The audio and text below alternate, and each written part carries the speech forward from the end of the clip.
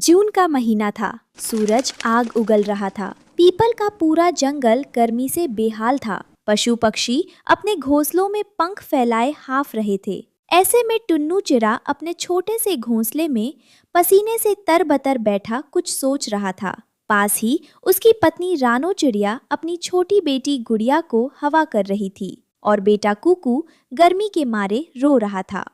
Mummy, बहुत गर्मी है, मुझे नींद नहीं आ रही।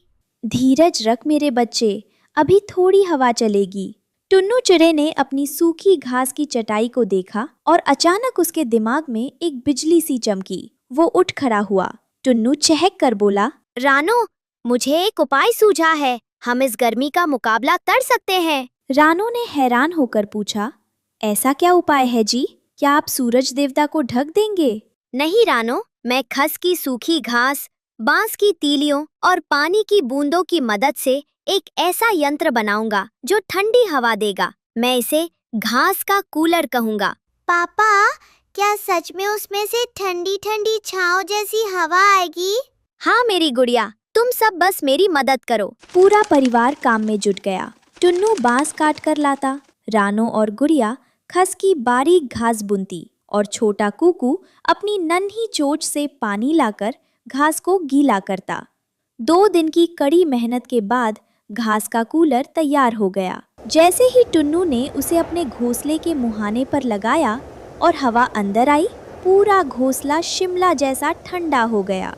वाह पापा, ये तो जादू है। रानो ने ठंडी सांस ली। टुन्नू जी, ये तो कमाल है। क्यों ना हम इसे जंगल के दूसरे पक्षियों के लिए भी बनाएं?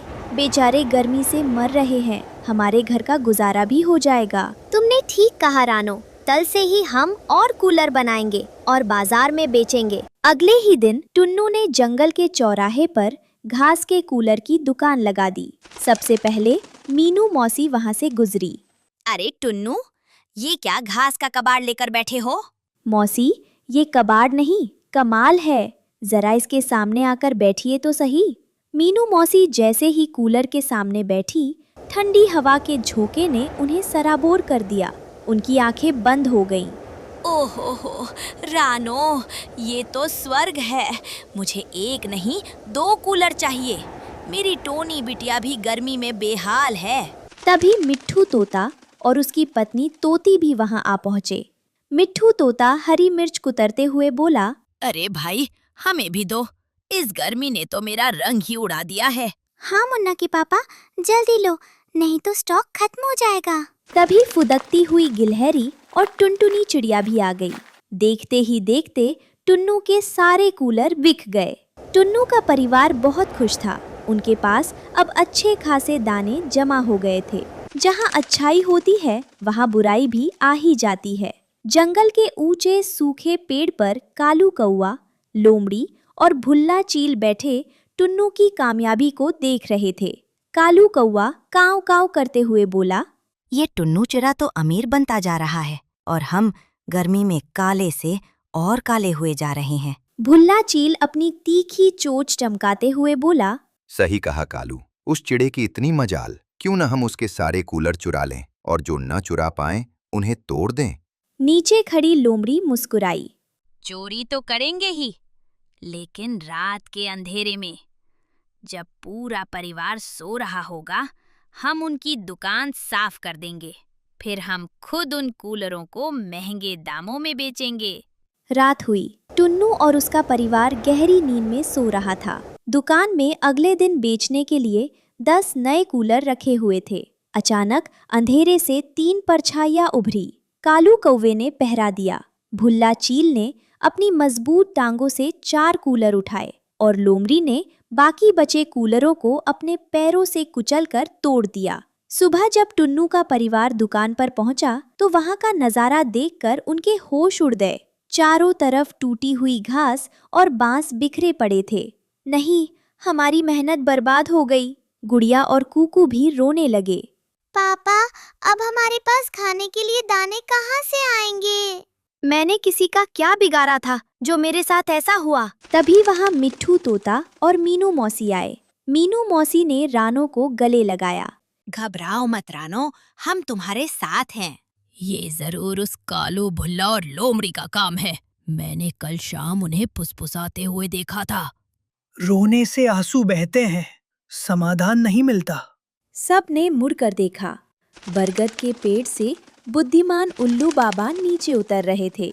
जंगल के सभी पक्षी उनका बहुत सम्मान करते थे। टुन्नू ने हाथ जोड़कर कहा, उल्लू बाबा, आप ही बताइए हम क्या करें? हमारी पूरी मेहनत लूट गई। टुन्नू, तुम्हारी कला तुम्हारी उंगलियों में है, इस बिखरी हुई घास में नहीं। तुम फिर से कूलर बनाओ। लेकिन बाबा, अगर उन्होंने फिर से तोड़ दिया तो? इस बार हम उन्हें रंगे हाथों पकड़ेंगे। मेरे पास एक योजना है, कान इधर लाओ। उल्लू बाबा ने सबको अपनी योजना समझाई। सभी के चेहरों पर चमक आ गई। टुन्नू के परिवार ने दिन रात एक करके फिर से 5 शानदार कूलर बनाए। लेकिन इस बार उल्लू बाबा के कहने पर उन कूलरों के अंदर कांटेदार झाड़ियां और चिपचिपी गोंद छुपाकर लगाई गई थी। रात हुई। कालू कौआ, भुल्ला चील और लोमड़ी फिर से चोरी करने आए। वाह, इस चिड़े ने हमारे लिए फिर से माल तैयार रखा है। जैसे ही भुल्ला चील ने कूलर को उठाने के लिए अपने पंख फैलाए, उसके पंख अंदर लगी गोंद से चिपक गए। अरे अरे, मेरा पंख फंस गया, बचाओ। रुक, मैं निकालता हूँ।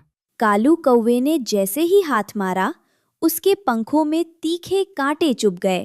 काव काव, मार डाला रे। लोमड़ी ने जैसे ही उन्हें खींचने की कोशिश की, भारी कूलर उसके ऊपर गिर गया और वो चीखने लगी। उसी समय पकड़ो, चोरों को पकड़ो की आवाज गूंज उठी। टुनटुनी चिड़िया, मिट्ठू तोता, मीनू मौसी और जंगल के बाकी पक्षी लाठियां और पत्थर लेकर आ गए। उल्लू बाबा के नेतृत्व में सब ने तीनों बदमाशों को घेर लिया।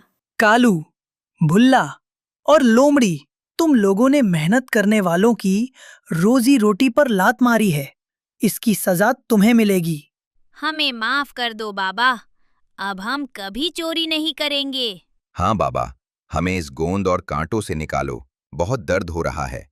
अगर तुम लोग सीधे सीधे हमसे कूलर मांगते तो हम तुम्हें वैसे ही दे देते, मगर चोरी का अंजाम हमेशा बुरा होता है। पक्षियों ने तीनों को तब तक नहीं छोड़ा जब तक उन्होंने टुन्नू के नुकसान की भरपाई के लिए जंगल से ढेर सारे दाने लाकर नहीं दिए। अगले दिन सुबह धूप खिली तो थी, मगर टुन्नू के घोंसले के सामने का माहौल बहुत खुशनुमा था। मम्मी, देखो आज कितनी भीड़ है। हाँ दीदी, अब तो हमारे पास बहुत सारे दाने हो गए हैं। टुन्नू जी, आपकी मेहनत और उल्लू बाबा की बुद्धिमानी ने आज हमें बचा लिया। टुन्नू ने मुस्कुराते हुए नया कूलर चालू किया। ठंडी हवा के झोंकों के साथ पूरे पीपल के जंगल में शांति और खुशहाली छा गई। अब हर पक्षी के घर में घास का कूलर था और कोई भी गर्मी से परेशान नहीं था।